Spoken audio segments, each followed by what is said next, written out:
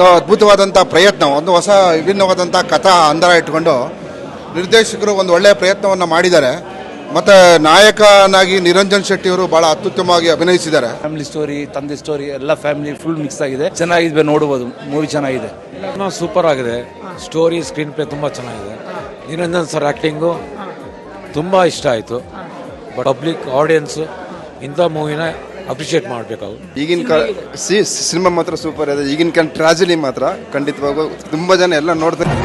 ತುಂಬ ಕಾಮಿಡಿ ಇದೆ, ತುಂಬ ಸೀರಿಯಸ್ ಇದೆ, ವೆರಿ ಗುಡ್ ನ್ಯೂಸ್ ಕೂಡ ಇದೆ. ಇನ್ನೂ 2 ಸಾರಿ ನೋಡಿದ್ರು ಕೂಡ ಖಂಡಿತ ಬೇಜಾರಾಗುತ್ತೆ. 31st ಡೇಸ್ ಮೂವಿ ತುಂಬ ಚೆನ್ನಾಗಿದೆ. ನಿರಂಜನ್ ಸರ್ ತುಂಬ ಚೆನ್ನಾಗಿ ಮಾಡಿದ್ದಾರೆ. ಆ ಹುಡುಗಿನೂ ಕೂಡ ತುಂಬ ಚೆನ್ನಾಗಿ ಆ್ಯಕ್ಟ್ ಮಾಡಿದ್ದಾರೆ. ಒಂದು ಒಳ್ಳೆಯ ಸಿನಿಮಾ. ನಾಗವೇಣಿಯವರು ಪ್ರೊಡ್ಯೂಸರ್ ಆಗಿ ಪ್ರಥಮ ಬಾರಿಗೆ ಒಂದು ಒಳ್ಳೆಯ ಸಿನಿಮಾವನ್ನು ಕರ್ನಾಟಕದ ಜನತೆಗೆ ಕೊಟ್ಟಿದ್ದಾರೆ. ನಿರಂಜನ್ ಶೆಟ್ಟಿ ಮತ್ತು ಪ್ರಜ್ವಲ್ ಸುವರ್ಣ ನಾಯಕ ನಾಯಕಿಯರಾಗಿ